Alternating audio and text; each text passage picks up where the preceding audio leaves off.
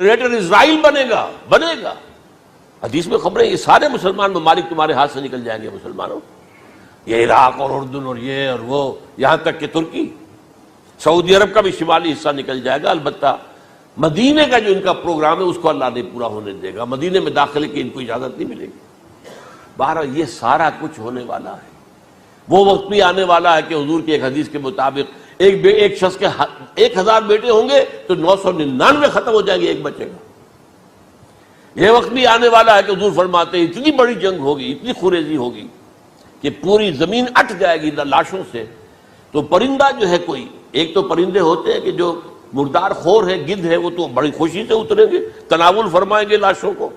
اسی طریقے سے کوے ہیں، چیلے ہیں، لیکن جو نفاست پسند پرندے ہیں وہ لاش کے اوپر اترنا نہیں چاہتے۔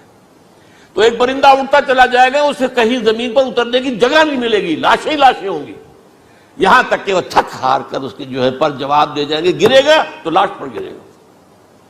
یہ وقت آنے والا، اور یہ یہودیوں کے ہاتھوں، یا یہودیوں کے جو سپورٹرز ہیں اس وقت، جو ان کے ہاتھ میں آلہ کار ہیں، ان کے ہاتھوں آنا ہے۔ میرے نزدیک اس کام کے لیے اس ملعون قوم کو، کہ جو حضرت عیسیٰ کے زمانے سے ملعون ہو چکی ہے، اس کو باقی رکھا گیا ہے، اسے یہ موقع دیا گیا ہے۔ اس نے اسرائیل بنا لیا ہے، تقریباً 2000 سال کے بعد وہ دوبارہ آ کر آباد ہوئے اس سرزمین میں جہاں سے نکال دیے گئے تھے 70 عیسوی کے اندر۔ یہ سارا کچھ کیوں ہو رہا ہے؟ ان کا یہ استثناء کیوں کیا گیا؟ یہ بڑی تلخ بات ہے، یہ یاد کر لیجیے۔ کیونکہ یا تو قوم اسی وقت ہلاک کر دی جاتی، جیسا کہ ہوا قوم نوح، قوم ہود، قوم عاد، قوم ثمود، قوم شعیب، یہ ہوا کہ نہیں ہوا؟ اور سدوم اور عمورہ کی بستیاں جہاں حضرت لوط بھیجے گئے، اور آل فرعون جو ہلاک کیے گئے، یا تو پوری قوم ہلاک کی جاتی؟ نہیں، یہ یوں سمجھیے کہ اس پورے معاملے کو درمیان میں سے ایک وقفہ دے دیا گیا، حضرت عیسیٰ کو اٹھا لیا گیا، اور حضرت عیسیٰ دوبارہ آئیں گے۔ یہ کیوں کیا گیا؟ اب اس میں بڑی تلخ بات آپ سے کہہ رہا ہوں، یہ آپ کے لیے قبول کرنا آسان نہیں، حلق سے نیچے اترے گی مشکل سے۔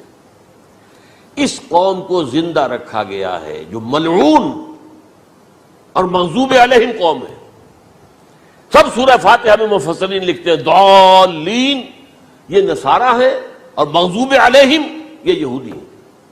اور قرآن کہتا ہے لعن الذین کفروا من اہل الکتاب علی لسان داؤد وعیسی ابن مریم، لعنت کی گئی ایک ملعون اور مغضوب قوم کے ہاتھوں آخری امت محمد، اور اس کا بھی بہترین حصہ، اس پر عذاب ان کے ہاتھوں آئے گا۔ عربوں پر عذاب یہودیوں کے ہاتھوں، اس لیے ان کو بچایا گیا۔ یہ میں نے کئی دفعہ واقعہ سنایا، مولانا اسلائی صاحب بتایا کرتے تھے، کیونکہ وہ راجپوت تھے، یو پی کے راجپوت، مشرقی حصے کے، کہ ہمارے ہاں کوئی نوجوان اگر کوئی بڑی گری ہوئی حرکت کرتا تھا تو اس کے سر پر چمار کے ذریعے، چمار کے ہاتھوں جوتا لگوایا جاتا تھا۔ اگر راجپوت کے سر پر راجپوت کا جوتا گرا تو چلو تکلیف تو ہوئی، لیکن یہ کہ راجپوت کا جوتا گرا ہے نا، پڑا ہے، لیکن راجپوت کے سر پر چمار کا جوتا، جس کو آپ انگریزی میں کہتے ہیں to add insult to injury, وہ تکلیف بھی ہے جوتا کھانے کی، اور انسلٹ ہے کہ ایک چمار مار رہا۔ یہ امت سب سے خیر امت ہے، کنتم خیر امت اخرجت للناس۔